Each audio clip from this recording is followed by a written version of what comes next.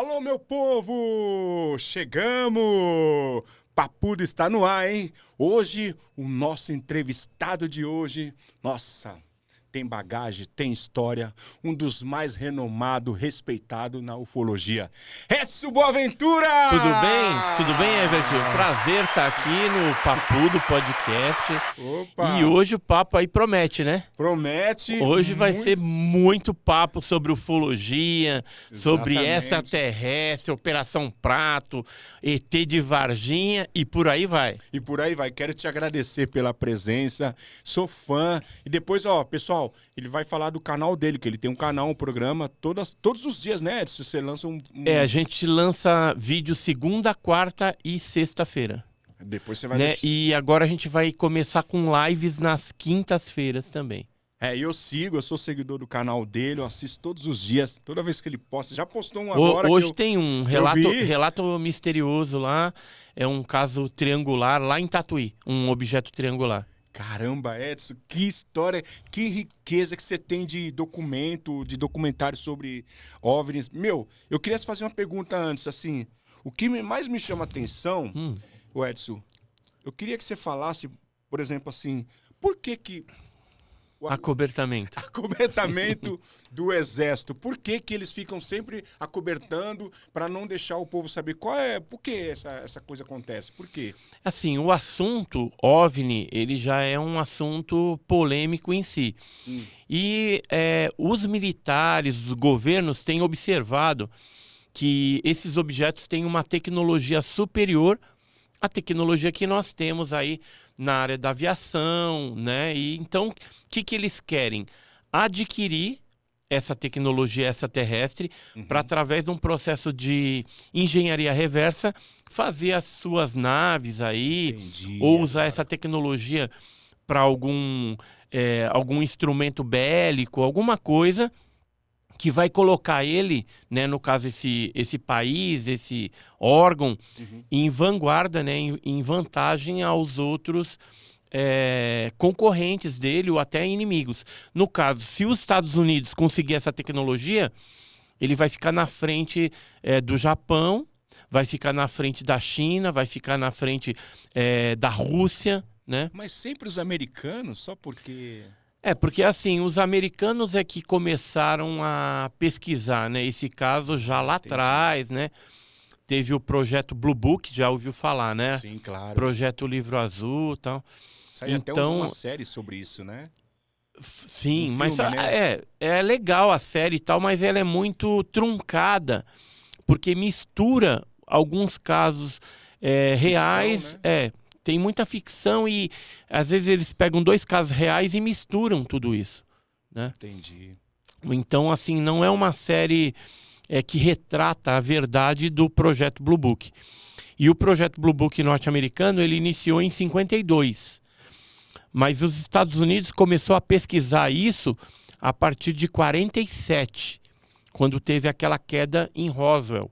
Isso é um clássico. É um clássico da ufologia mundial, né? Mundial. Então, depois que caiu esse objeto lá, eles começaram a dar atenção maior para isso. Aí firmaram acordos com alguns países, inclusive o Brasil. E aí eles passaram a botar a mão, né? Tomar para si essa tecnologia desses objetos, e vez ou outra alguma entidade, algum tripulante, né, algum ser biológico, né, essas biologias que tripulavam esses objetos voadores não identificados. E a partir daí eles começaram a desenvolver as suas próprias tecnologias, né, seja na área de medicina, na área bélica ou mesmo espacial.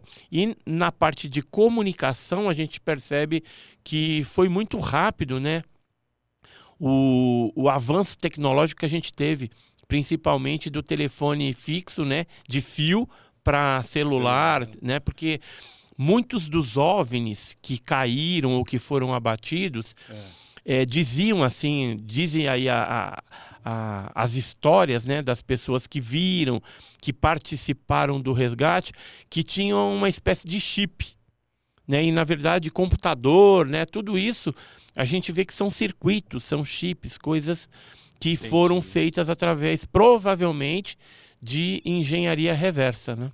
Oh, legal, hein, meu? Olha, para você de casa, vocês vão ver muita história. E ele faz pesquisa em campo também, né, Edson? Você faz pesquisa em campo, né? Porque muitos sofólogos só vai pela internet, faz aquelas pesquisas, mas em campo mesmo, o que eu vejo é mais o Edson andando pelo Brasil afora. Viaja o mundo inteiro, já viajou aí Japão, Estados Unidos. Nossa, eu perdi as contas de quantos países você estava vendo aqui nos bastidores.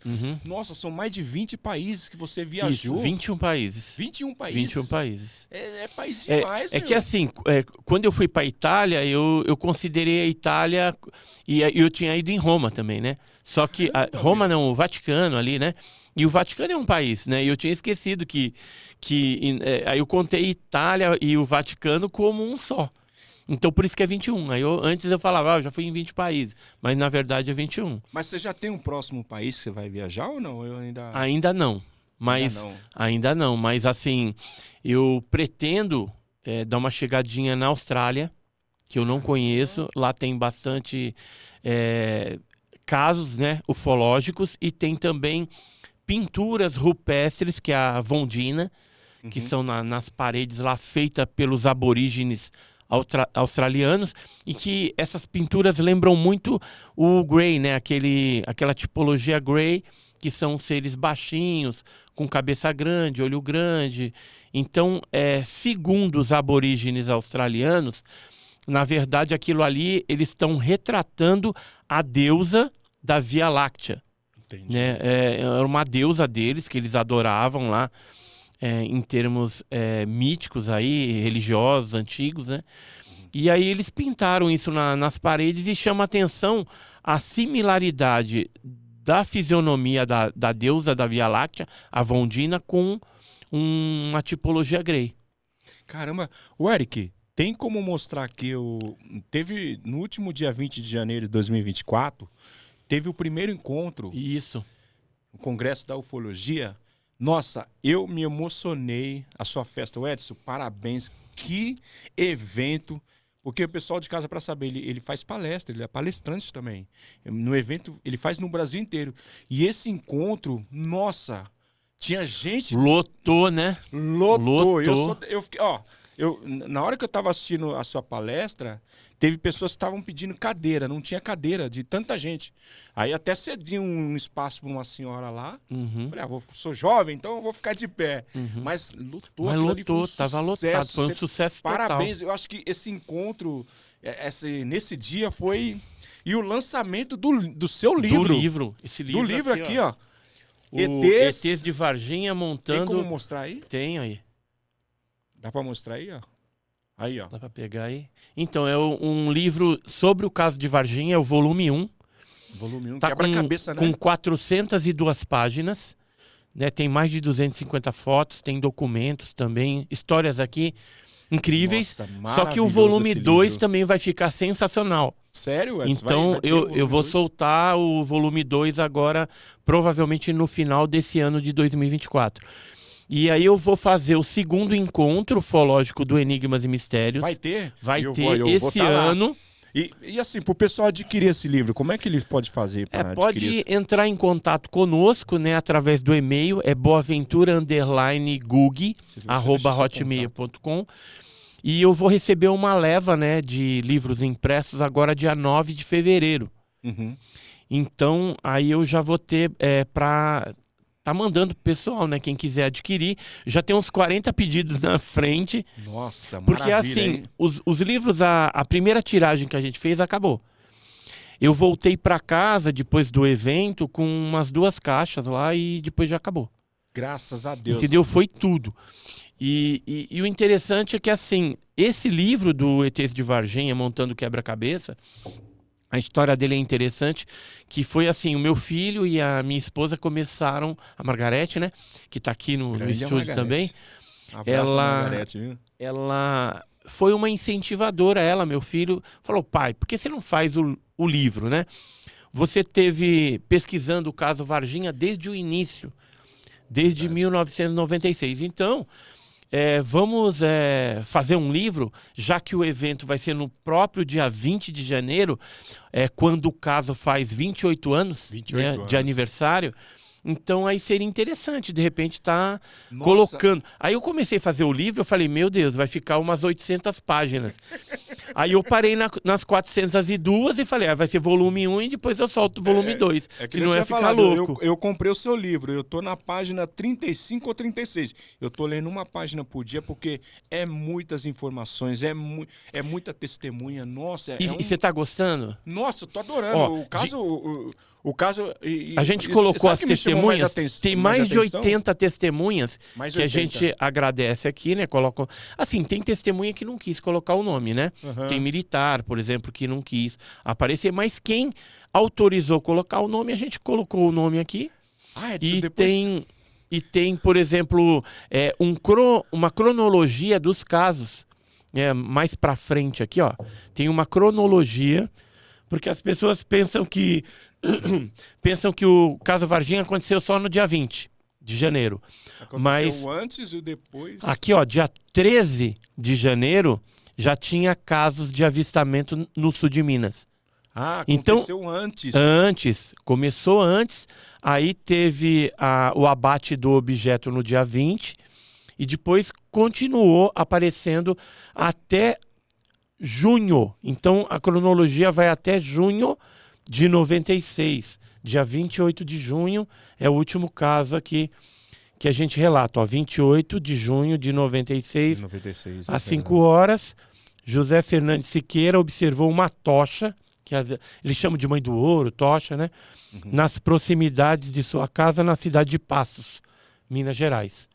Edson, além dos avistamentos, tem também casos de seres que foram avistados lá ao longo dos meses, né? Em janeiro, fevereiro, em abril teve o caso do zoológico, em Passos também teve uma criatura que entrou em luta corporal com o Luciano. Uma da história mais interessante, ETs de Varginha, uma das coisas que me chamou a atenção foi quando quando relata no livro, quando os soldados do exército entraram na mata.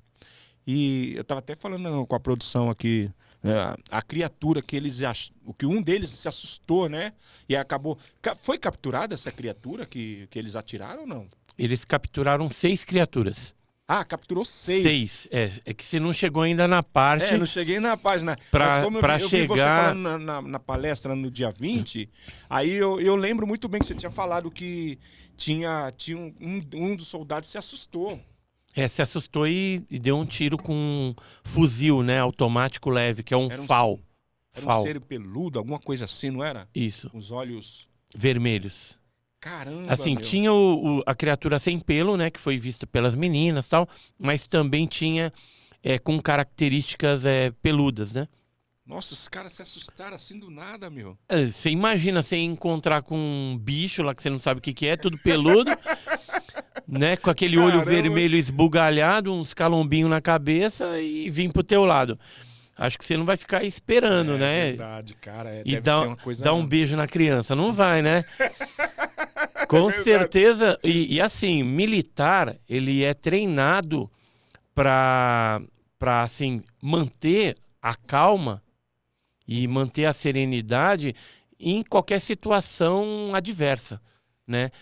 Só que não é todo mundo, né? Mesmo que tenha treinamento, tal, na hora do vamos ver ali, tá tete a tete com aquele bicho, de repente o bicho veio pro teu lado, e aí?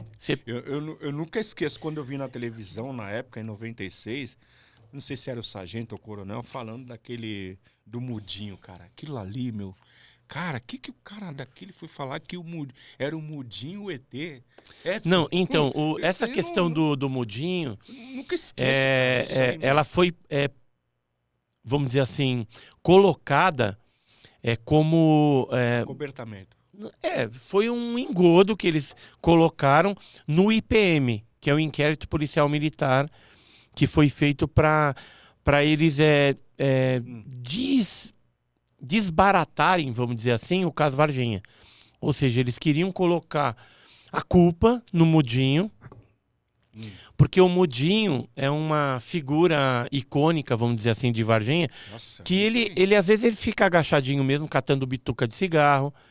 E assim, ele tem problemas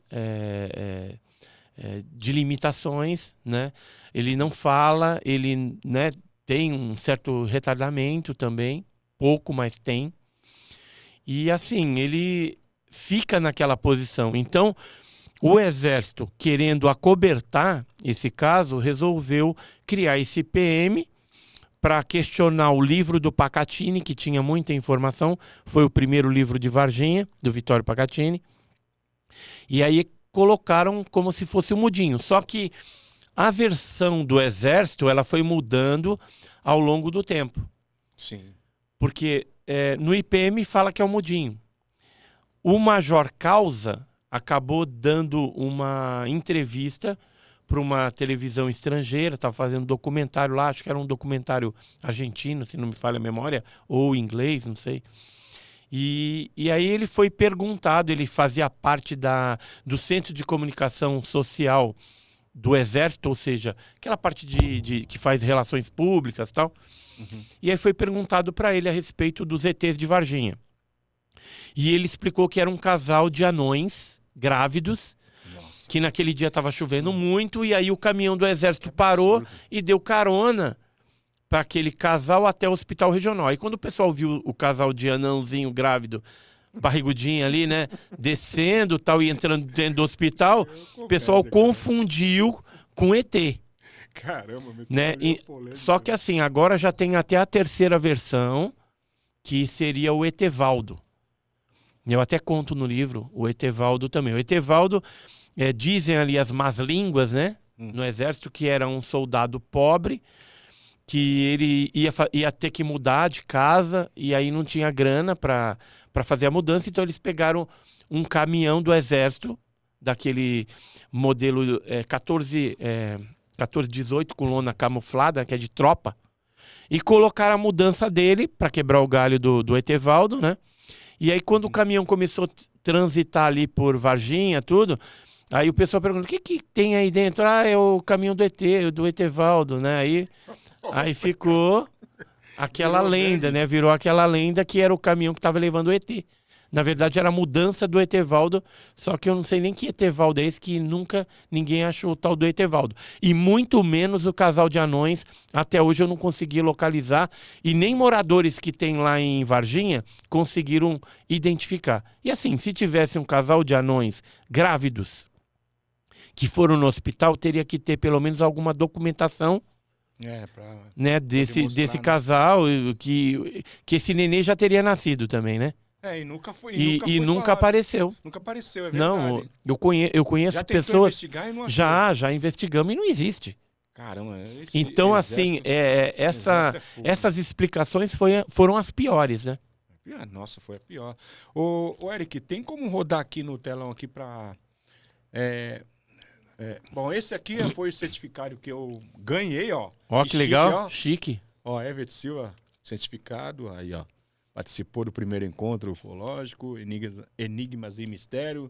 Olha, que lindo. Isso aqui, olha, Edson Boaventura, a assinatura do homem. Chique, parabéns, Edson. Esse foi para mim esse evento. Tem até um disquinho ali subindo, tá vendo? Na minha assinatura, o disquinho. É verdade, na assinatura. Tem um disquinho saindo. Cara, foi assim. muito maravilhoso. Nossa, nunca esqueci. Você sabe que uma das coisas que eu me emocionei com você lá no palco foi quando vocês receberam o prêmio. E você citou eu esqueci o nome dele. Claudir Covo? Vocês. Foi um grupo de 7, né? Não é isso? Era o grupo dos 7, ele foi criado no início pelo próprio Claudir Covo, que já é falecido. E por isso que a gente fez a homenagem, né? Teve essa homenagem. Nossa, foi linda essa ao homenagem. grupo dos 7. E o grupo dos 7 era composto do Ubirajara Franco Rodrigues, do Vittorio Pacatini, Claudir Covo, eu chorei, cara. Jamil Villanova, Eduardo Mondini e Oswaldo Mondini.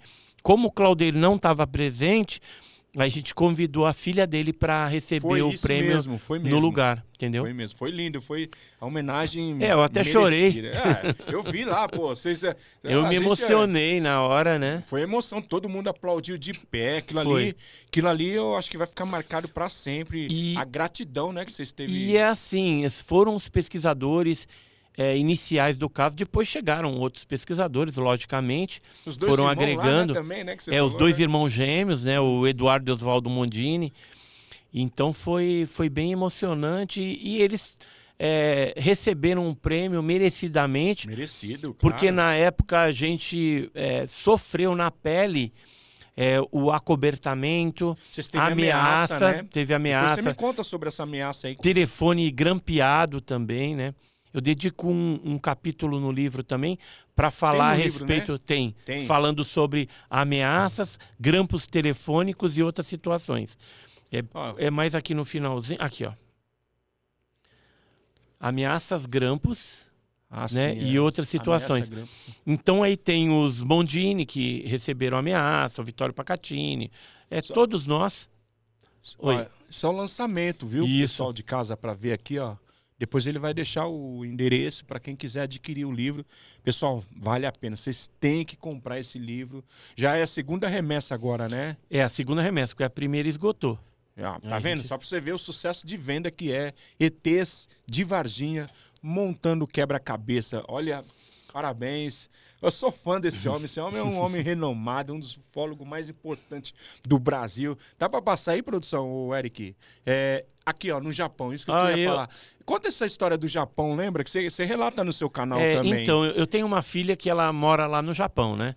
Uhum. E aí já tá com 3 netos lá. Tem o Enzo, a Lara e o Ian. Que é o mais novo agora que nasceu. Do outro lado do mundo, hein? Do outro lado. Minha filha que resolveu, né, casar com eu não sei se é Sansei, não sei. É alguma coisa mestiço, né? A mãe dele é japonesa pura. E o pai era brasileiro. E aí a gente, de vez em quando, vamos lá, né?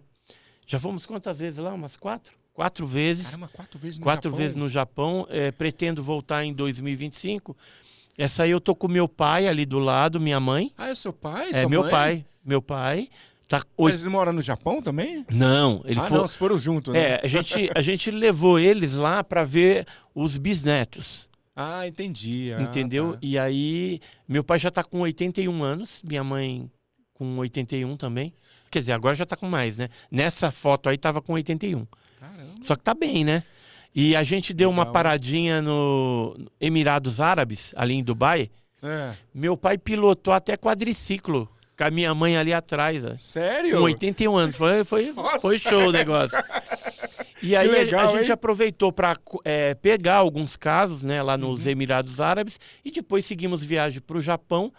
E no Japão, da mesma forma, a gente pesquisou alguns casos.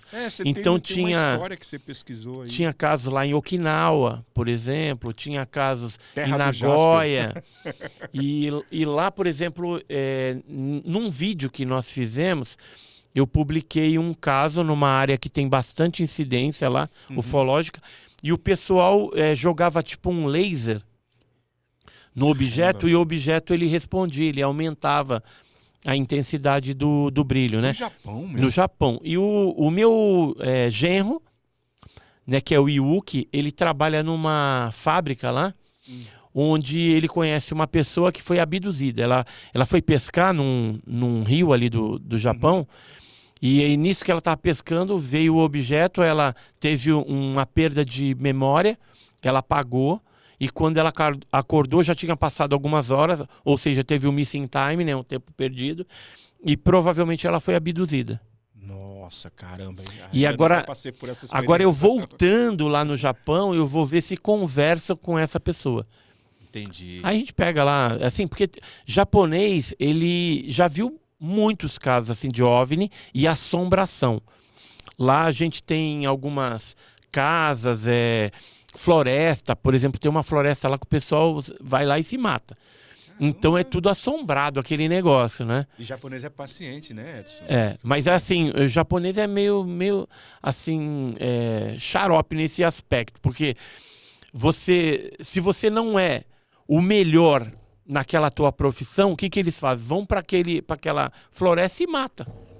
Porque eles ficam exigindo muito deles. Eles têm que ser o suprassumo, o melhor dos melhores. Entendi. E não é assim. Mas aí a cultura, né, japonesa que exige esse tipo de coisa. Se você for, por exemplo, um faxineiro, você tem que ser o melhor faxineiro. Se você é um gerente de não sei o quê, é o melhor gerente. Se você é o escritor, é o melhor escritor. Sempre é assim. Há uma exigência muito grande nessa parte aí. E assim, no Japão, então, tem muitos casos. As regiões, tanto de litoral,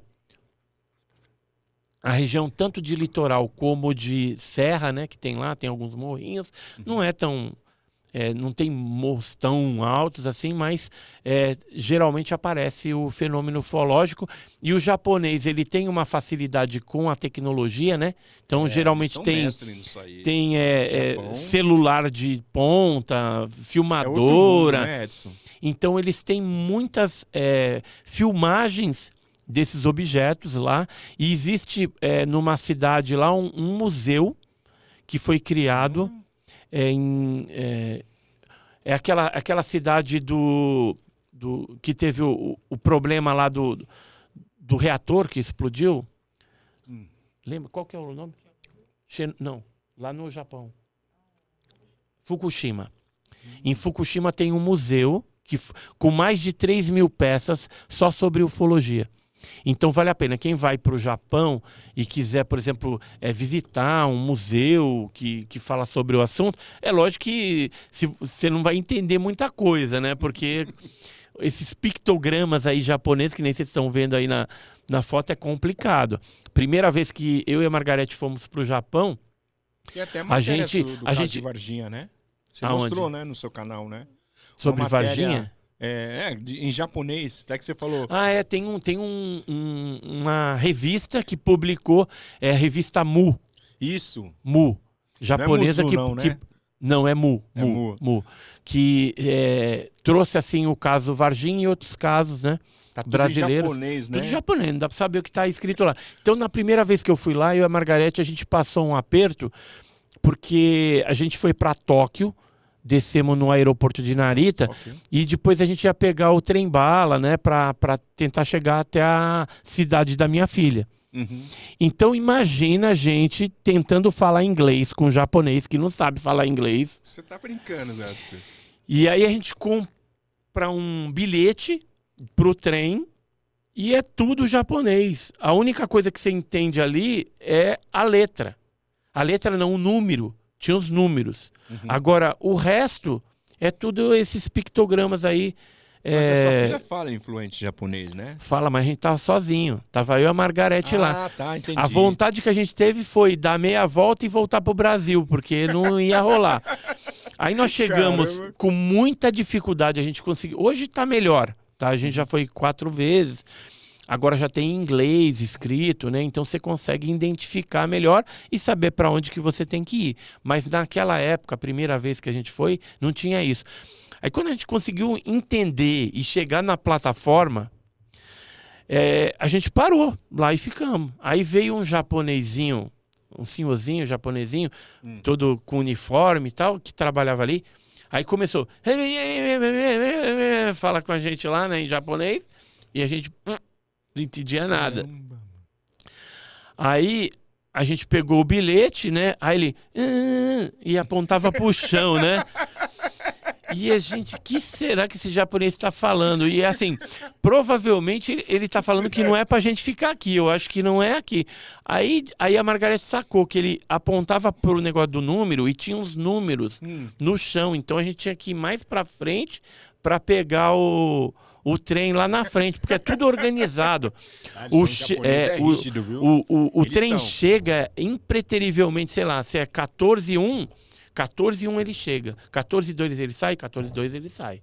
não atrasa. O japonês, eles têm E um aí sistema... você tem que entrar ali, já vai, tem o seu lugarzinho certo de sentar, é tudo organizado. Caramba, hein, Aí a Edson, gente que conseguiu legal. mais ou menos entender, aí entramos, aí já sossegamos, sentamos e conseguimos chegar. Aí nessa primeira viagem que foi meio complicada, aí tinha a irmã do Yuki, que falava bem japonês, então aonde a gente ia lá para visitar, ela ia junto. Para poder traduzir, né? Hoje eu já aprendi até algumas palavrinhas para não passar fome. Arigato? Não, para não passar fome. Pra não passar Não. Como que é? A gente vai no Big Mac e fala Big Mac ou Cora. Pronto, só isso. O que é? Big Mac ou Cora. Big Mac? Que é Big Mac, Big Mac. Big Mac e Cora. Cora. Cora é Coca-Cola. E Big Mac é o Big Mac número Big 1. Mac ou Cora. Pronto. Aí não passa fome. Você vai lá no Big Mac no Japão. Caramba, Edson, que história, meu, você tem em cada país que você passou, hein, meu? E como que é o guardanapo? É ticho? Ticho. Então, por exemplo, você tem que limpar a boca, alguma coisa, pede o ticho. Entendi. Ticho. Então, assim, algumas palavrinhas eu já tô aprendendo de japonês também, né? Olha aí, hein? Agora, o bom é meu neto lá, né? Porque ele gosta muito desse negócio de ufologia, né? Eu também sou Então, doente por ufologia. de vez em quando Eu amo ele me ufologia. manda umas fotos, né? Porque aí vê alguma coisa lá estranha. Minha filha já viu OVNI mesmo, e já faz alguns anos, mas o meu neto, aí ele fica olhando, né? Pro céu lá, quando vê alguma coisa, às vezes é avião, tal, aí ele tira a foto e manda pra mim.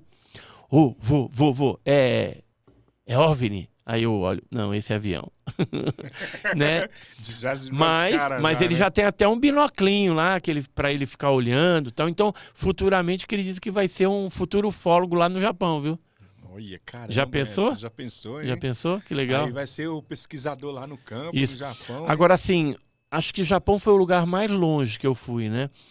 Mas tem países, né, que a gente acabou indo, assim, que tem casuística também, e que são bem atípicos, né? Por exemplo, Tailândia, Camboja, Ilha de Páscoa, né? A gente teve na Ilha de Páscoa, eu consegui fotografar um objeto voador não identificado. Nossa, né? cara. Então, tem alguns lugares assim que são bem legais. Quando a gente foi para o Peru também foi bem interessante, né? Machu Picchu, Nazca, esses lugares assim mais Viajou o voltados mundo para a inteiro. ufarqueologia, né? Nossa, parabéns, Edson. Sua pesquisa em campo Cara, viaja o mundo inteiro. Mais de 21 países, cara. Quem que faz isso? Viajar assim no... O Eric, tem como rodar uma... Quer ver? Ó, pessoal, quem quiser acessar o canal dele, eu peguei essa foto porque eu achei engraçado. Eu achei... Nossa, linda. A revista... todo mês, eu acho que é toda semana que você lança essa revista também, né? Pesquisa, bimestral, né? bimestral. De 2 em 2 meses. De 2 em 2 meses, né? Você lança essa revista. E, ó, quem quiser acessar o canal dele, ó, Enigmas e Mistério. Acessa lá. Ele já tem 162 mil inscritos, não é isso? Não, aumentou para 171. 161 mil? 71. 71. 71. 171 mil inscritos. Gente, vai demorar para chegar. E fora os canal, só as histórias interessantes, meu. Eu achei legal esse design aqui, desenho, né? Tudo, é o Edson Boaventura aqui? Não, eu acho que deve ser o Edson Boaventura no outro planeta, né? No outro planeta. O Eric, dá para rodar outro aqui, Eric? Vamos passar aqui. Ó, esse que eu queria falar. No último dia 20 de janeiro, o Congresso da Ufologia, você estava dando autógrafo. Aliás, até eu vi muita gente, seguidores seu, Edson, estão marcando no seu story lá os autógrafos que você está autografando. Inclusive, hoje eu vou postar no seu story lá. A gente está compartilhando também. Quando o pessoal marca, a gente compartilha. Você tem que ver números de pessoas, cara. Cara, foi gigantesco esse evento. Você vendeu tudo. É tanta revista, cara. Nunca vi uma coisa dessa, meu. Nunca vi. Olha... A gente levou bastante material, né? Revista, da OVNI Pesquisa, várias edições lá, né? As palestras que você tava fazendo lá. Não, e o pior, depois ele vai falar daqui a pouco. Aquele caso que o cara te mandou um vídeo, até que você falou assim, ó, essa pessoa que mandou o vídeo pra mim não quer que seja identificado. Da história lá do caso de Varginha, lá do... daquele vídeo lá, né? Então... Aquele fake, vídeo... Né? Aquele vídeo é fake, né? Então, deixa eu explicar essa história. O que aconteceu, afinal? Depois que o James Fox fez o Moment of Contact, aquele documentário sobre Varginha, né? Ele ofereceu para quem tivesse o filme, né? Porque os filmes de vídeo da criatura existem. Estão na mão de militares e de civis. No caso, médicos, aí dizem que tem, tal, Sim. a polícia militar, o exército, né? É lógico que do meio militar é mais difícil você obter uma filmagem dessa, né? Que aconteceu naquela época. Uhum. Só que quando o James Fox ficou sabendo disso, ele ofereceu $200 mil, que equivale mais ou menos a R$1 milhão. Nossa. Quando aconteceu isso, vários golpistas brasileiros começaram a agir. Começaram a aparecer para Começou a aparecer, fazer vídeo fake ou não, ou Ou dando 171, estelionato, né? Então, o que aconteceu? Nesse dia, e aí deixa eu te falar como é que eu procedo. De lá para cá, quando o James Fox ofereceu isso, eu parto da premissa, quando alguém entra em contato conosco que tem a fita da criatura de Varginha, a minha premissa é, primeiro, é fake. De cara, eu vou pegar aquela fita, vou olhar alguma coisa e já é fake. Se no transcorrer da análise me provar que seja alguma coisa daquela época, se eu tiver a fita original na mão para fazer uma análise, aí beleza, a gente vai fazer, vamos... E de repente, se aquilo realmente for real, aí a gente vai divulgar. Caso contrário, eu jamais vou falar essa fita é verdade ou não. Tanto é que nessa história que a pessoa procurou a gente uns 2 dias, 3 dias antes do evento para falar que tinha fita, ela veio com um papinho, né? E assim, eu não nasci você é macaco ontem. Velho, né? Então, quando o pessoal pensa que eu tô indo, eu já tô voltando. Então, quando o cara entrou em contato, tudo, a gente falou, você tem a fita? Tem, tal, não sei o quê. Aí ele falou assim, ó, eu não vou te cobrar nada para você ver a fita, eu vou te mostrar. Eu falei, beleza, né? Né? Porque se ele viesse assim, eu quero tanto para que você veja a fita. Eu falei, fio, pode oferecer para outro, oferece pro James Fox, para quem você quiser, entendeu? Mas para mim, se quiser mostrar, é de graça, entendeu? Porque eu tô interessado na pesquisa e não estou interessado em fazer comércio com o caso Varginha, né? Porque com fita, com nada disso. Então ele falou, não, eu vou te mostrar de graça, tal. Aí combinou, mostrou lá a fita uma única vez, pediu para mim não gravar, eu não gravei. Aí, por fim, eu falei para ele, né? Porque ele tinha falado que era de Minas, a família dele era de Minas, mas ele estava em São Paulo. O telefone que ele entrou em contato comigo era um celular de São Paulo. Aí eu falei, você tá em São Paulo, né? Porque Ele falou, tô. Aí eu falei, eu tô fazendo um evento, você não quer ir lá no evento, tal? Se quiser eu franqueio a sua entrada, tal. Ele falou, vou pensar. Aí passou mais um dia ali, eu falei pra ele, olha, tem como você me dar um frame, uma foto do frame do vídeo, pra me mostrar no evento, pras pessoas lá? Vou te mandar. Aí pegou e mandou. Então ele autorizou que eu passasse aquele frame, que era uma foto das cenas do vídeo, e ele foi no evento. Mas a minha intenção é que eu já estava desconfiado que era um fake, né? Porque eu sempre... Primeiro é fake, absurdo, porque eu não analisei nada, então, né, você já fica ali. E aí eu falei, eu levo o cara lá. Aí eu orientei o meu pessoal de fotografar ele e filmar ele. Porque se for um golpista, eu tenho a imagem dele. Caramba. Entendeu? Então, eu fui vivo, né? Fui esperto nessa iniciativa. Ele foi lá, ele estava presente. Eu estava no evento e o legal dessa parte, quando você mostrou no telão... Os celulares, assim, números de celulares subiram assim, ó. De pessoas fotografando. E eu deixei bem claro lá pro pessoal. Mas até aquela hora você já sabia que era fake? Não, porque para você saber se é fake... Não. Porque para você saber se é fake ou não, você tem que analisar o material original. Isso eu não tinha. E tava bombando nas redes sociais, né? Então, porque ele vazou, né? Porque ele já tinha passado pro Rony Venet, que era um outro pesquisador. Caramba. Entendeu? Então, eu não sei quem mais ele contatou também, porque ele não me falou, não sei. E assim, aí a gente viu nitidamente que o cara era um golpista. E o Rony Vernet, eu não sei como ele conseguiu, ele me falou que conseguiu de um outro pesquisador dos Estados Unidos. Eu não sei como é que isso foi parar lá, mas ele disse que conseguiu dessa forma, que uma pessoa lá já tinha, passou para ele, e era uma cópia do vídeo, e aí ele analisou a cópia do vídeo, ele não tinha o material original. E pela cópia ele conseguiu chegar à conclusão de que foi aplicado filtros de ruído tal, para simular que aquelas imagens que foram feitas provavelmente com um celular moderno parecessem ser feito com um equipamento de VHS de 1996. Só que como era um efeito digital, né, entre 16 e 16 segundos entrava o mesmo efeito. Entendi. O mesmo chuvisco. E era sempre no mesmo lugar. Isso é impossível de acontecer numa fita VHS. Mas por que o cara quis fazer isso, Edson? Qual a provavelmente para aplicar o golpe em alguém, né? De pedir dinheiro para alguém. Eu não imaginava que um cara tem coragem de fazer isso. Faz, cara, golpista. E assim, esses caras, eles sabem que eles só vão ser presos se forem pegos em flagrante. Entendi. Então, ele pode até aplicar o golpe em você, você deu lá o dinheiro na conta dele, alguma coisa, ele te mandou uma fita fake, sei lá, ou mandou uma fita vazia, e aí você se lascou, e ele não vai ser preso, mesmo que você denuncie tudo, porque não tem o flagrante. Teria que ser armado alguma coisa, na hora que for trocar a fita, que for pegar ali, aí prende o cara.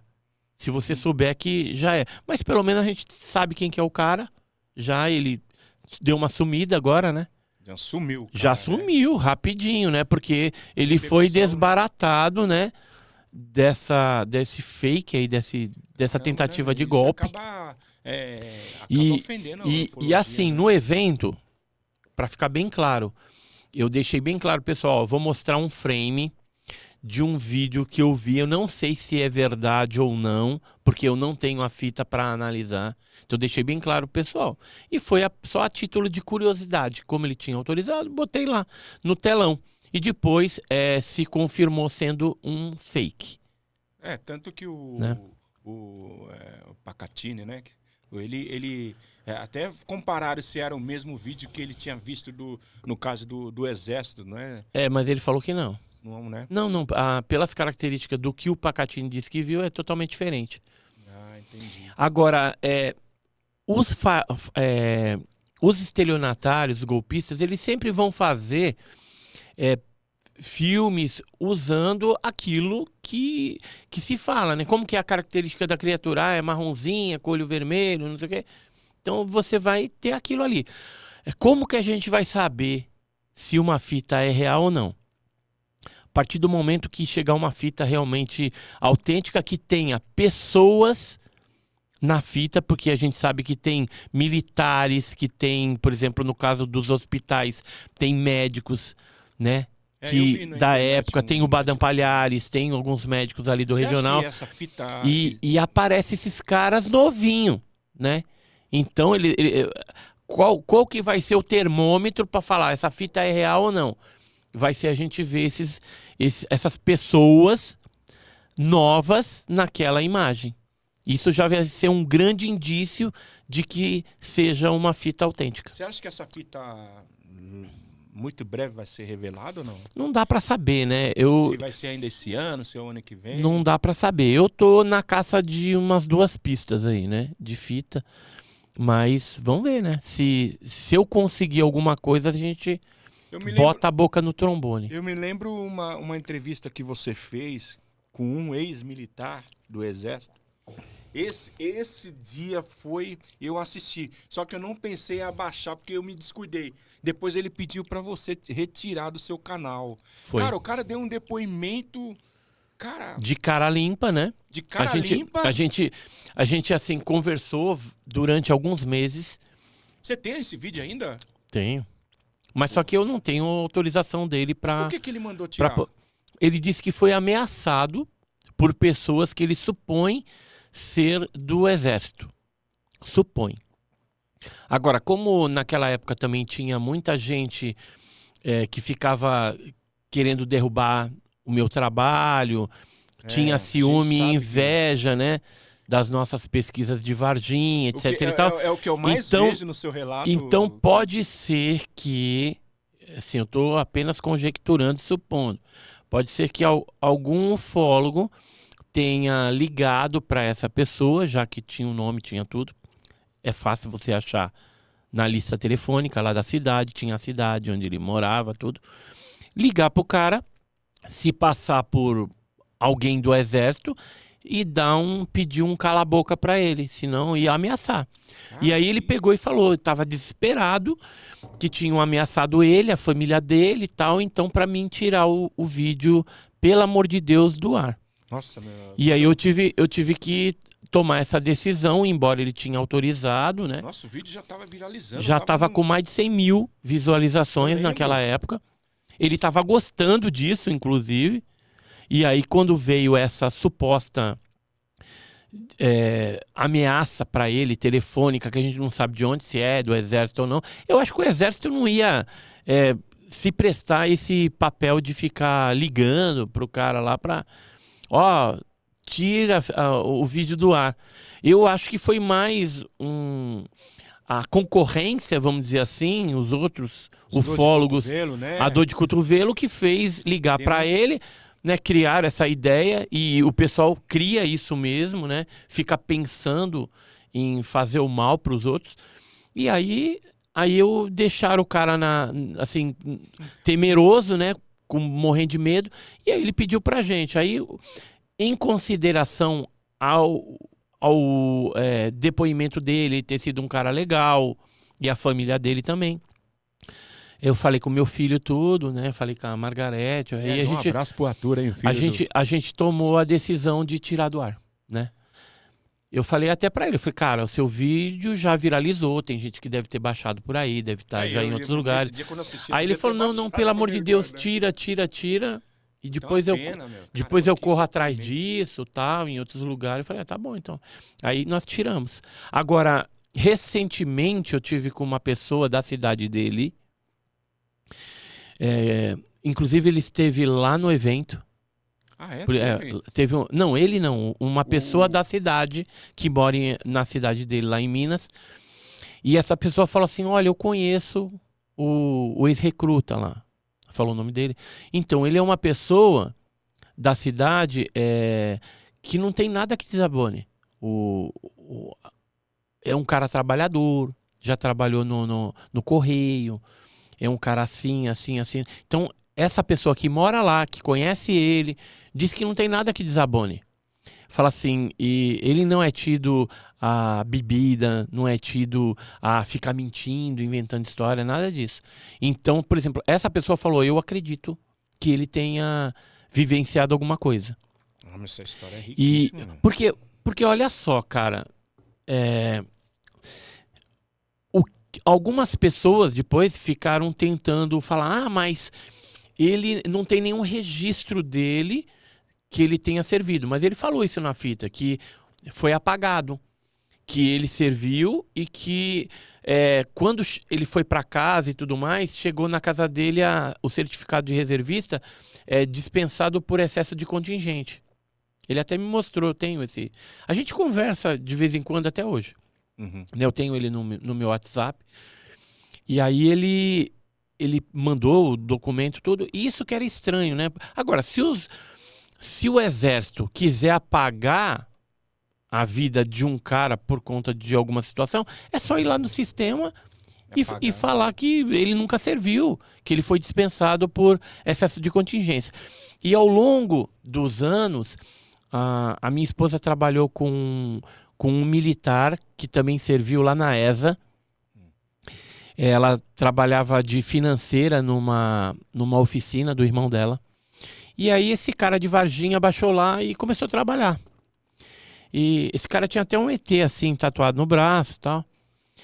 E aí ele contou que ele foi o cara que ficou fazendo a escolta, né? Guardando os caminhões com a criatura de Varginha, até que chegou o dia seguinte, aí o comboio foi para a Unicamp, lá em Campinas. E essa pessoa fugia de mim como o diabo da cruz, né? Porque quando eu chegava ali, ele sabia que eu era ufólogo, tudo, e que eu era doido para pegar a história dele, né? E aí ele não queria, mas ele já tinha contado para minha esposa, já tinha contado pro meu cunhado, né? Pro Wilson e para as pessoas lá da oficina também. E ele disse que aconteceu a mesma coisa com ele, que foi apagado o registro dele. Ele serviu lá tudo, mas depois ele recebeu uma carteira como se não tivesse servido. Caramba, E foi orientado a ficar quieto, não falar o que ele tinha. Então veja que assim, esse militar que trabalhou com a minha esposa, isso a gente ficou sabendo antes de aparecer o ex-recruta. Quando teve a história do ex-recruta, a gente lembrou que esse outro da oficina tinha também contado. Então, é possível acontecer algo disso, né, de ter apagado, de ter alterado o sistema do registro? Sim. Agora, tem um fólogo dizendo, não, porque se está lá é a pura verdade, né? Então, eu falo isso para essas pessoas que pensam que o Exército é bonzinho, que o Exército não acoberta nessas situações. Falo o seguinte para você: se você acredita, né, que possa ter, que ele está mentindo e que de repente lá o Exército está falando a verdade, que foi dispensado por excesso de contingente, então você tem que acreditar também em que? Na história do Mudinho, ou acredita na história do casal de anões grávidos. Que foi o Exército falou que era isso. Então, se o Exército fala a verdade, você tem que acreditar nisso também. Tá? Então, escolha o lado que você quer estar, né? No caso Varginha. Porque o acobertamento ele existe, ele é fato. Muitos ufólogos hoje recebem, às vezes, informações truncadas. E isso faz parte de uma contra-informação para cada vez mais te colocar fora do eixo, né? Fora do foco ali, da verdade do caso Varginha. Isso chama-se contra-informação e está normatizado dentro dos meios militares e de inteligência. Ô Edson, você acha que todos que fizeram essa operação em 96, o pessoal do Exército, que participaram da captura da criatura, então todos eles, na minha opinião, no meu entender, então o Exército deve ter pagado todo... Não apagou todo mundo. Não apagou, não tem... Não, tem militares que continuaram trabalhando. Não, porque se de repente, tem militares assim, que... Se de repente algum do Exército quer falar, resolver falar, procurar você e falar, ó, eu tenho aqui um depoimento que eu quero dar que eu participei da captura. Aí daqui a pouco eles vão lá e quer apagar todo o sistema. Não, então, esses que participaram... Não, esses que participaram naquela época, eles assinaram alguns, né? Assinaram um termo de confidencialidade. Esse termo é um termo que eles se comprometem a não falar no assunto. Porque como o assunto foi classificado com alto grau de sigilo, ou seja, ultra secreto e tal, então foi obrigado a assinar esse papel. E eu lembro que antes da instauração do IPM, do Inquérito Policial Militar da ESA, houve um outro inquérito inicial, onde alguns citados da ESA, né, que estavam ali no transporte, na captura, na movimentação da criatura entre os hospitais, depois para Unicamp, né, em Campinas, esses militares assinaram um papel, alguns dizendo que estavam trabalhando emprestado para outras bases, que estavam de férias. Então eles assinaram um papel. Por quê? Se lá na frente eles, por algum motivo, entram com uma declaração, um vídeo, falando que participaram disso, o Exército pode vir com um papel assinado por ele mesmo e falar assim, ó, ele está mentindo. Porque nessa época ele estava de férias. Nessa época ele estava emprestado para a base tal. Então existe também esse tipo de documentação que foi gerada, que foi forjada para que o Exército se preservasse do vazamento de informação. Mas mesmo assim não conseguiu conter o vazamento. Muitas informações acabaram ficando comprometidas ao longo dos anos, porque alguns militares, mesmo tendo assinado o termo de confidencialidade, resolveram falar a verdade, mas desde que se mantivesse o anonimato dessas fontes, ou seja, não colocar o nome dele ou colocar um codinome. Tanto é que no livro do Pacatini a gente tem alguns codinomes ali, que não são Código, dos... né? É um outro nome que eles colocaram para Né? não dedurar a fonte Entendi. militar, entendeu? No meu livro eu também faço isso. Pouco, mas faço. Um dos casos integrantes também que eu gosto, quando você fala no seu canal, é o caso da Sintra e o... Caramba, qual outro caso que eu vi também, que você fala muito? É o caso da Sintra. Eu acho que é a Noite Oficial de OVNI. Dos OVNIs. Nossa, são esses... Então, o caso da Maria Sintra foi um lembrei, pouso... caso Klaus. Cláudio? Cláudio. Uhum. É Cláudio, né? Cláudio. O caso do Cláudio também é muito sensacional. Então, uma riqueza, o da Maria Sintra, ele é antigo, né? Foi em 68, 1968, na cidade de Lins. Ele foi investigado pela Força Aérea Brasileira. Foi um pouso de um objeto que aconteceu num sanatório de tuberculosos lá em Lins. Existe até hoje esse sanatório. E não é um sanatório de louco, né? Senão aí a gente vai falar que os loucos estão vendo disco voador lá. Era de tuberculoso mesmo. E aí trabalhava lá à noite, tava a dona Maria Sintra. Isso, dona Maria Sintra. Nossa, que ela era conhecida como Mariquinha. Mariquinha, né? é uma pelas senhora, uma senhora, era uma senhora tal. Acho que uma senhora ia mentir daquele jeito, meu. Não, lógico que não. Só fala, E aí o que aconteceu? Ela, de noite, viu uma moça na porta do sanatório. Aí ela falou pra mulher, ela falou, é caso de internamento, né? Aí a mulher não respondia nada. Aí ela abriu a porta, tal, olhou, viu que a mulher tinha uma espécie de um vasinho, um recipiente bonitinho na mão, que parecia um recipiente, uma jarrinha. Aí ela falou, a senhora quer água? Aí já foi pegando aquele vaso da mão da mulher. A mulher, ela olhou assim e achou estranho, né? Porque era uma roupa meio azulada, uma espécie de uma touca, na cabeça também azul. Era esquisita a mulher. Mas mesmo assim, ela, sei lá, a mulher tá ali, tá querendo água, né? Pegou já o recipiente da mão dela, aquele recipientezinho, e falou assim, a senhora me acompanha. E foi até o bebedouro. E começou a encher de água. Aí encheu de água, deu pra ela na mão. Aí acompanhou ela até a porta de novo. Aí a mulher, essa suposta tripulante do OVNI, né? Essa TS, sei lá se é ou não, bateu nas costas dela e falou assim, embaúra, embaúra. Falou assim? Falou, embaúra, embaúra. E aí foi andando. Aí a Maria Cinta ficou olhando. Aí tinha um caminho assim, né, de saída. Em vez dela ir reto, né, porque ela ficou olhando para ver onde que a mulher ia, né? Ela cortou pelo mato, assim, tinha uns árvores, uns arbustos, em que dava para um quintal onde tinha um gramado, assim, né? E ela cortou por ali. Aí a Maria Cinta ficou encafifada com aquilo. Por que essa mulher cortou pro meio do mato? Aí, de repente, começa a subir uma nave, assim, ó. Nossa. Que tava pousada ali. Caramba, como foi a reação da Maria Cinta? Ah, fez xixi. Na hora fez xixi. Na escadaria ali. De susto? De susto, ficou em estado de choque. E enquanto ela via a nave decolando. É famosa lá na região, né? Sim. Ela tá viva ainda? Não, já faleceu. Já faleceu? Já faleceu. E eu tive lá no local, né? No local, porque aí foi a aeronáutica lá pesquisar e tudo mais. Tinha uma marca. Eles tiraram foto, recolheram a amostra para mandar para São José dos Campos para analisar. Que história. Nossa, essa história E aí, depois eles fizeram um cimentado no lugar onde estava o pouso, que ficou a marca lá. Eles fizeram um cimentado, um quadrado. Então, acho que para descaracterizar o lugar, né, de alguma forma, aí foi ordem dos militares para fazer isso.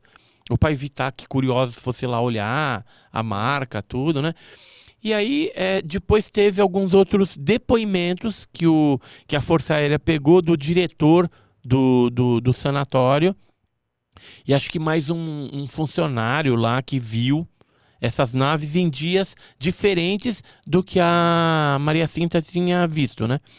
Então, assim, o caso da Dona Mariquinha foi super real e ele marca o início das pesquisas oficiais da aeronáutica brasileira através da CEOANI, que era Central de Investigação de Objetos Aéreos Não Identificados. Então era um grupo de militares chefiados pelo brigadeiro José Vaz, isso administrativamente falando, e operacionalmente era o Major Gilberto Zani de Mello, que era o Major Zani. Aí tinha o Tenente Carvalho, que fazia os exames clínicos, médicos das testemunhas, até para ver se elas estão mentindo ou não, se eram mitômanas ou não. E tinha também, além desse Tenente Carvalho, tinha outros militares que faziam o apoio logístico, dependendo do local onde eles iam investigar algum caso. Então, por exemplo, se era em algum outro estado, aí era alguém da base daquele estado ali mais próxima para estar auxiliando o Major Zani, o Tenente Carvalho, e também tinha um outro que foi bem presente que chamava Acacil, J.O. Camargo. Esse cara, ele era o croquinista, era o que fazia os desenhos mediante ali o depoimento das testemunhas. Então, a Dona Mariquinha, por exemplo, relatou lá, eu vi o objeto, tinha esse formato, aí ele ia desenhando. Aí mostrava para ela, é assim? Não, é mais abaloadinho aqui. Ele riscava e começava a fazer outro. Agora é assim? Não, ainda não. Aí, e agora é assim? Agora é. Aí. Entendi. Caramba, então, eles tinham toda uma técnica, uma metodologia científica para analisar os casos ufológicos que pesquisavam naquela época, na década de 60. E 68, então, foi o da Mariquinha, em Lins, no interior de São Paulo. Só que ainda não existia oficialmente a CEOANI. A CEOANI ela foi oficializada em 69. Então, o primeiro boletim da CEOANI oficial que saiu, ele é datado de março de 69 e traz ali toda a estrutura do órgão de pesquisa, algumas diretrizes também. Já o segundo boletim que eles editaram é de agosto de 69 e aí traz casos e estatísticas sobre os casos que eles estavam pesquisando, a maioria em São Paulo, no interior de São Paulo, e alguns em outros estados brasileiros também. E eu tive a oportunidade, cara, de conhecer em São Paulo o Major Zani. Eu tive no apartamento dele. Ele me indicou o Acacil, que era esse... Isso anos depois, né? Em 2000... Deixa eu ver quando que foi. 2018, por aí. E aí, em 2001, é que eu tive na casa do Acacil, em Tatuí. E aí eu ganhei dele, como doação, várias pastas de documentação original da aeronáutica dessa pesquisa que eles fizeram naquela época. Né? Eu acho que tem uma pasta que dá para te mostrar. Olha tem só. Bastante foto também, né, Edson? Tem. Ó, isso aqui é um relatório já da década de 70 desse CEOANI, ó, CEOANI, e que traz aqui um caso de pouso. E deixa eu ver aqui, ó. Aqui tem as marcas de pouso aqui, ó. Com dá marca de pouso, né? Pesquisado pela Aeronáutica Brasileira. Mas o que eu quero mostrar aqui aqui, ó.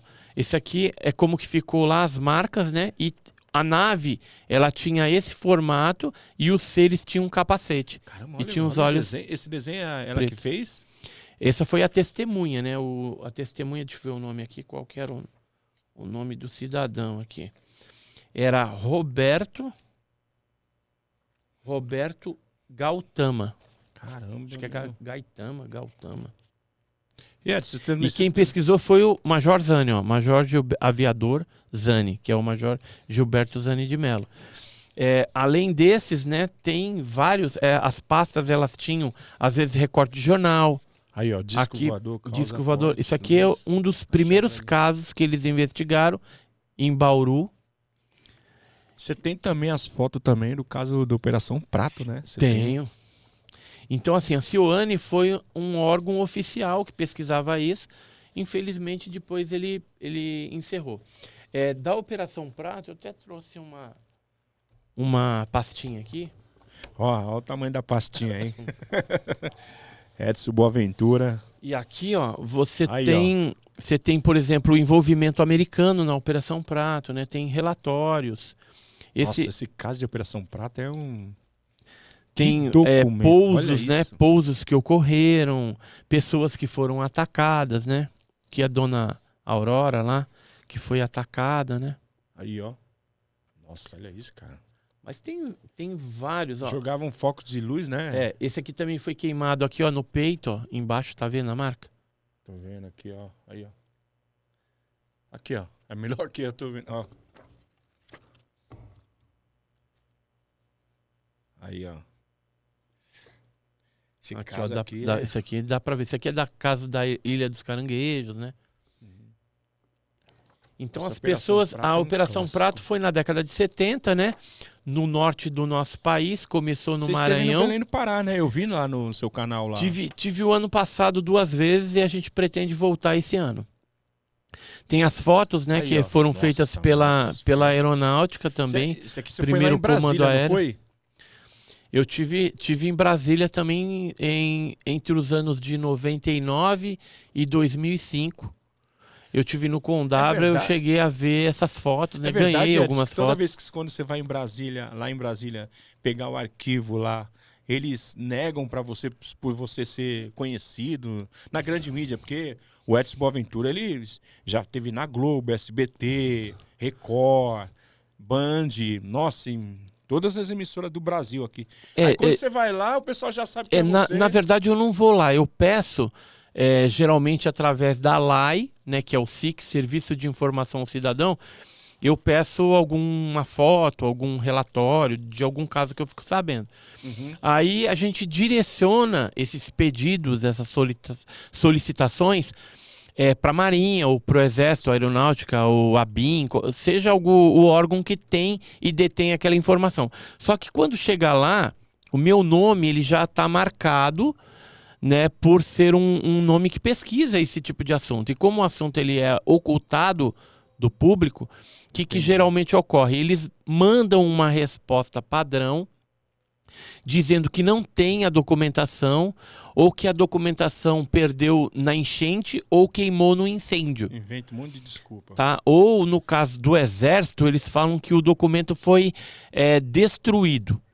Aí quando eles falam que foi destruído, eu peço o termo de destruição, que todo documento oficial que é destruído, você tem que fazer um termo colocando o resumo do que está sendo destruído para depois poder destruir. E esse termo você guarda, que é a prova de que em algum dia existiu tal informação e que ela foi destruída. Mas está ali o resumo. Aí eu peço para eles o termo de destruição daquele que eles me informaram que foi destruído. Aí eles falam que o termo de destruição foi destruído também. Caramba, meu. Entendeu? E não poderia. Não poderia. Porque isso daí teria que até criar um processo administrativo, militar, um inquérito militar, para ver quem que destruiu, porque é algo que não deveria ser destruído. Mas, na verdade, o que eu acho que de fato acontece é que eles não querem nos liberar, nos disponibilizar essas informações, e aí dão essas respostas aí mentirosas, né? Só que assim, mesmo que eu suba as instâncias, né? Então vai subir lá para o CGU ou para o CMRI. Aí eles também já estão tudo mancomunado lá e falam assim, o ente público, ou seja, o Exército, esses órgãos, eles não mentem. Né, já partem de uma prerrogativa de que o ente público não mente. Então, se ele não mente e falou que não existe a informação ou que foi destruída, eles acreditam nisso. Mesmo que eu tenha a plena convicção que não está destruído, está lá, guardado.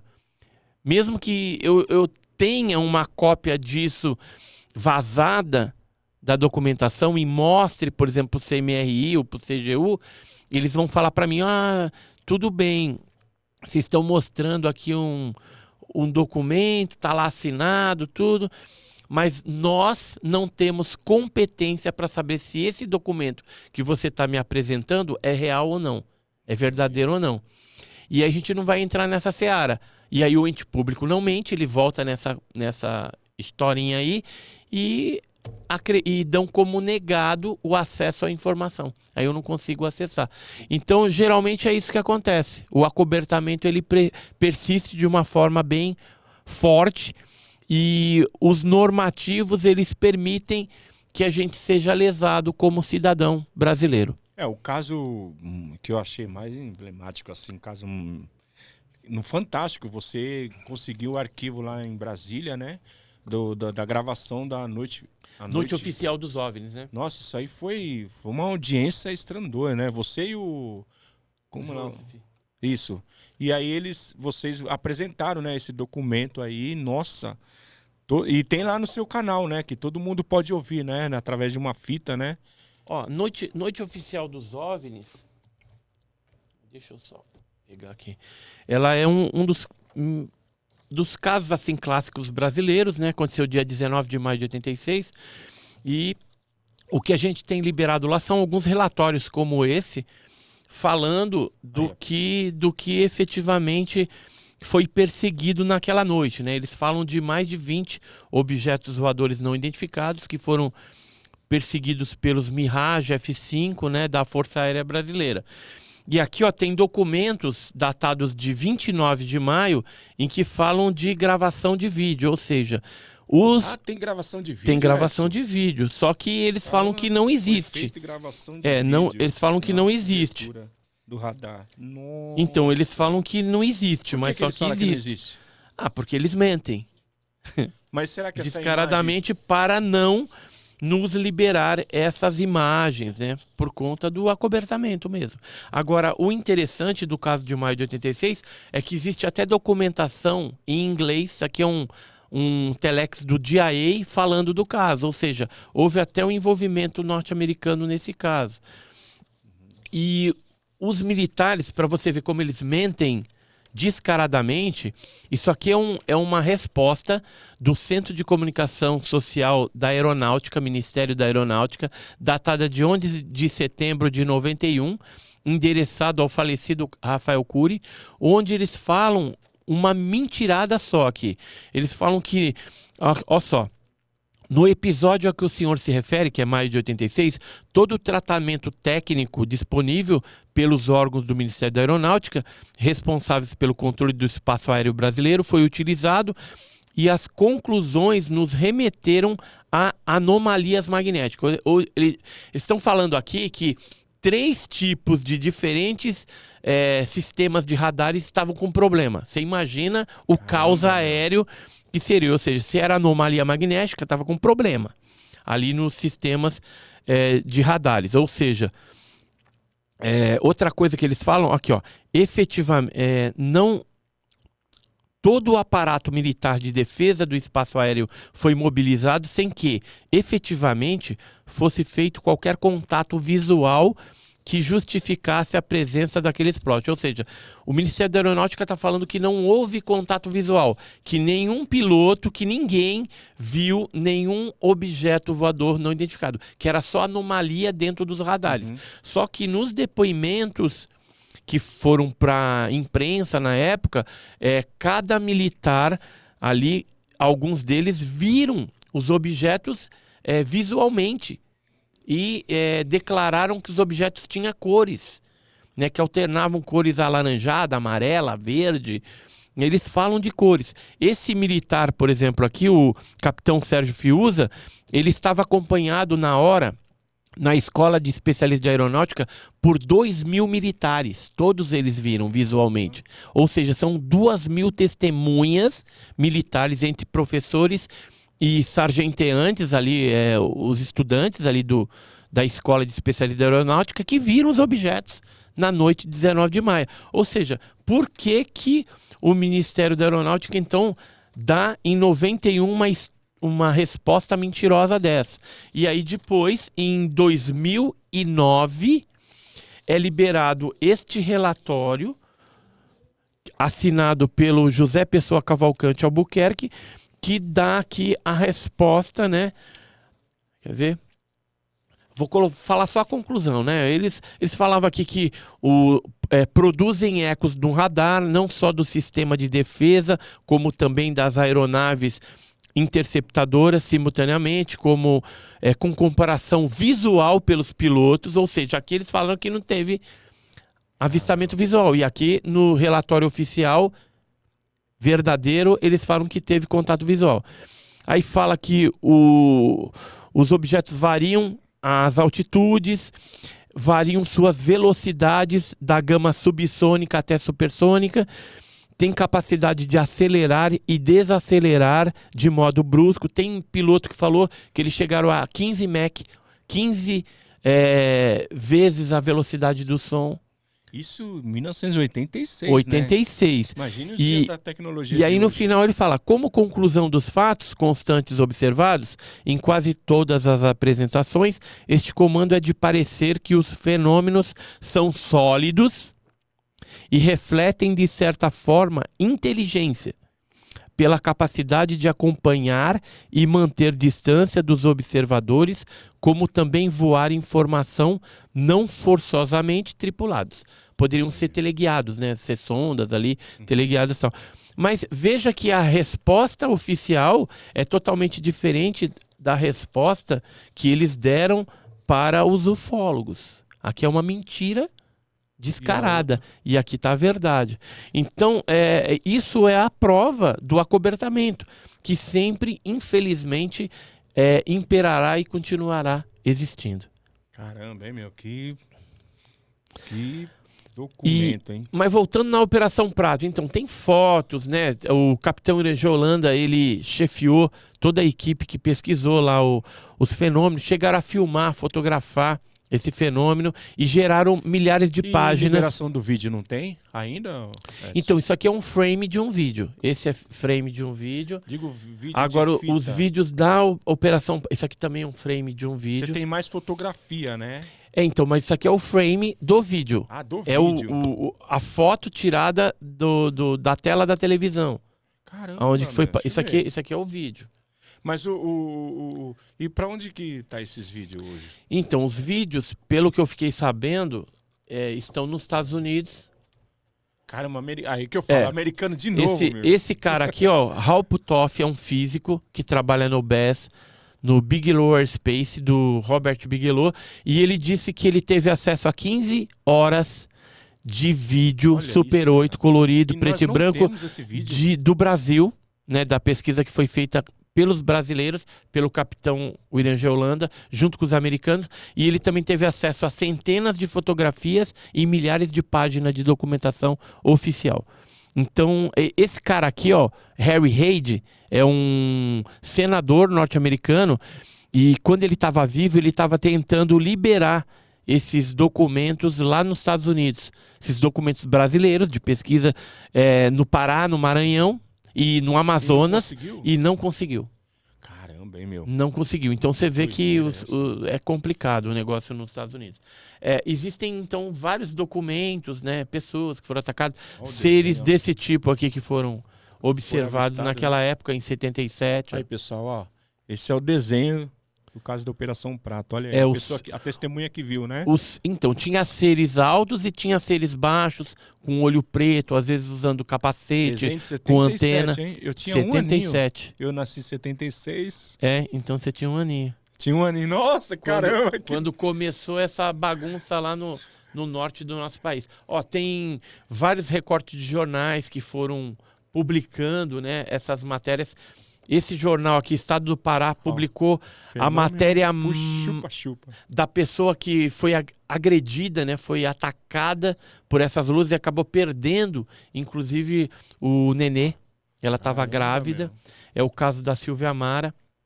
Inclusive, o caso da Silvia Amara, a gente publicou, né, na revista OVNI Pesquisa. Fala um pouco dessas revistas que vocês lançam toda semana, né? É isso? É de 2 em 2 meses. Em 2 em 2 meses. meses. 2 meses. Então, essa aqui foi uma especial da Operação Prato, onde a gente traz várias informações, né, do caso, com documentação, depoimentos que a gente repesquisou e inéditos também. Tem Olha, aqui. tá vendo? Então tá bem recheadinho aqui. Como faz para adquirir essa revista? É só entrar no site www.ovnipesquisa.com.br. E na última edição nossa, que é a 18, a gente trouxe aqui o caso da Silvia Mara, né, que foi atacada por essas luzes naquela época, em 77, né, e é o caso mais agressivo, ó, quando a morte vem do céu, né? Então é o caso mais agressivo que aconteceu lá no Pará. Entendi. E isso é fruto do trabalho que a gente está fazendo. A gente esteve lá o ano passado, em abril e em setembro, e descobrimos também que tem pessoas que continuam sendo atacadas recentemente. Então tem alguns casos aí que nós pesquisamos. E então a Operação Prato, ela nunca acabou. Continua até hoje. E a gente ficou sabendo, inclusive, de casos recentes no Amazonas, naquelas regiões ribeirinhas do Amazonas. Teve algum tempo atrás também no Acre, em tribos indígenas que tem ali, teve alguns ataques também. Então é um fenômeno agressivo. A gente não sabe por que no norte do nosso país ele é mais agressivo, porque em outras regiões não é tanto assim. É engraçado. Né? Você vai, por exemplo, para o Paraná, para assim, Minas Gerais. Então, às vezes, não é tanto agressivo como acontece lá no norte. No norte. Ô Edson, tem uma perguntinha aqui para você. Lá. Já estamos quase chegando no final do programa, né, Eric? Falta só apenas 10 minutos. Opa! 10 minutos. Então aqui tem uma pergunta aqui do meu amigo Roberto, mais conhecido como Betão. Ele pediu aqui para você responder uma pergunta aqui para ele, que é o caso da nave que apareceu no campo de futebol em 1982, lá em Mato Grosso. Vasco e Mato Grosso, é isso? Não, esse é um caso que aconteceu no Morenão, estádio de futebol no Morenão. E foi em 82, em abril de 1982. Estava tendo o jogo do Vasco com o Operário. Operário, isso. Exatamente. Operário. E televisionado, inclusive, só que não foi filmado o OVNI na hora que ele passou. Tinha umas 30 mil pessoas assistindo o jogo naquele momento. Diz que houve um tumulto, não, foi um momento que deu uma falta, parou o jogo por algum motivo. E aí alguém olhou para cima e viu aquele objeto. E ele chegou para... Aí alguns jogadores viram, juiz e várias pessoas que estavam na arquibancada também presenciaram esse objeto, que não ficou muito tempo, foram 5 segundos só. Ele veio, deu uma paradinha em cima do estádio, do Morenão, e depois já seguiu. Mas tem essa imagem do jogo? Não tem porque as câmeras estavam focando o jogo. E não o céu, e o negócio apareceu no céu. Mas do dia do jogo tem a fita do jogo normal? Tem a fita do jogo normal, tal. Eles tentaram olhar na fita para ver se aparecia naquele momento da interrupção.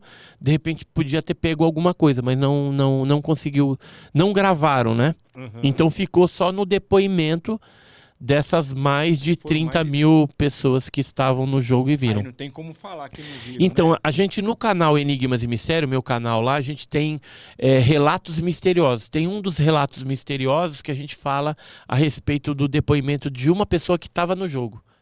E que viu esse fenômeno. Caramba, então, ela relatou pra gente, a gente fez um programa e divulgamos isso também. Né? Então, é um caso bem legal lá de Mato Grosso.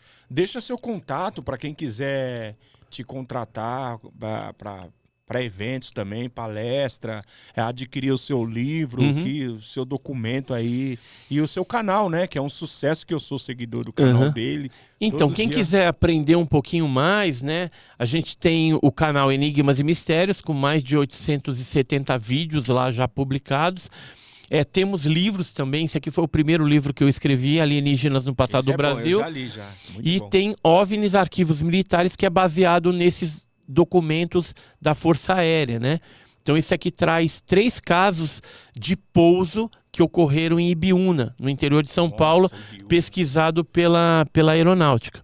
Né? Então tem as fotos do pouso na é só entrar no época. site? Como é que faz para entrar no site? É só entrar em contato comigo pelo e-mail. Né? Eu tenho também, esses 2 livros, eles estão na Amazon e também estão no Clube de Autores, né? Dá para comprar lá a versão digital e também a versão impressa. Ou então você entra em contato comigo pelo e-mail boaventura_gug, né? @hotmail.com, e lá a gente combina, lá te falo os preços direitinho, porque no site, né, no Clube de Autores, está mais caro. Como eu sou autor, eu consigo pegar mais barato e revender até mais barato. E o do ET de Varginha, a mesma coisa, que é o último livro que nós publicamos. Olha, eu recomendo. Deixa eu mostrar aqui. Esse aí é o volume 1, 402 páginas. 400, por isso que eu tô lendo um por dia, porque é muita informação. É riquíssimo de documentário. Inclusive vai sair um filme, né? Estão falando aí. Isso é verídico ou não? Não, o Pacatini, né? Ele tá com um produtor... eu pensei que era com um filme seu do... Mas você tá no depoimento, né? Sim, eu apareço no filme, assim, ainda não fizeram as gravações, eu não sei exatamente como é que vai ser, Esse é né? Como é que vai ser, mas a gente vai dando apoio lá pro Pacatini e tal. É um empreendimento que ele tá fazendo com um diretor bem famoso aí também. Uhum. E aqui, só história... Pessoal, interessante, né? Só comprando, viu? Eu vou deixar no meu canal também, para quem quiser acessar lá todas as informações do Edson Boaventura, para quem quiser adquirir o livro, viu? E tem a revista, né? Revista OVNI Pesquisa, quem se interessar também. O canal, né? O Enigmas e Mistérios, que já foi mostrado aqui. A gente tem uma lojinha também, que é a Loja Misteriosa, com camisetas, né? Caneca e tal. Tem aquela camisa do evento lá? Tem. Depois tem a camiseta. Margarete, você me separa aquela camisa que eu vou comprar, viu? Aquela camisa é bonita, viu? E tem camiseta também, por exemplo, de casos clássicos, né? ET de Varginha, Operação Prato, Noite Oficial dos OVNIs. Tem umas estampas muito legais, cara. Pô, depois nós bem vamos legais. deixar aqui no GT aí, viu, Eric?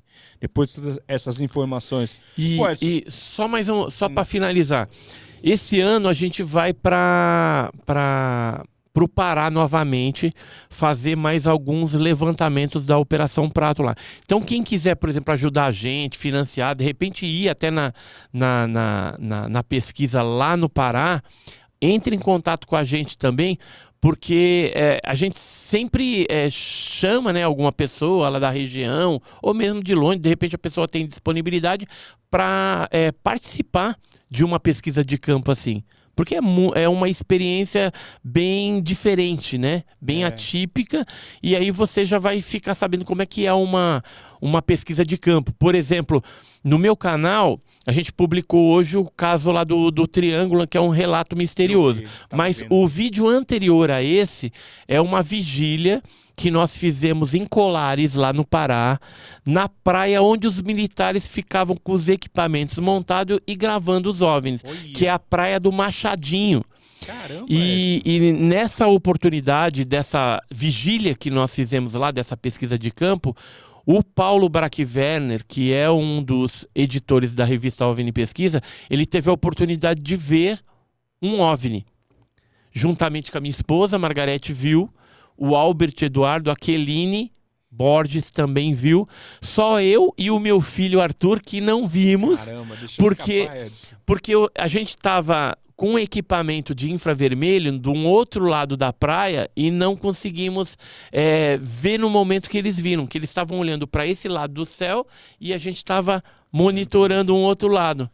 Então, mas eu fiquei feliz porque nós saímos de lá, primeiro porque o Paulo viu, ele nunca tinha visto nenhum OVNI na vida, embora acredite no fenômeno, e é o editor da revista, mas eu fiquei feliz que ele viu e que isso nos deu a certeza de que o fenômeno nunca deixou a região. Ou seja, volta e meia, lá aparece alguma coisa. Então, se você quiser patrocinar a viagem, ajudar a gente de alguma forma, entre em contato conosco.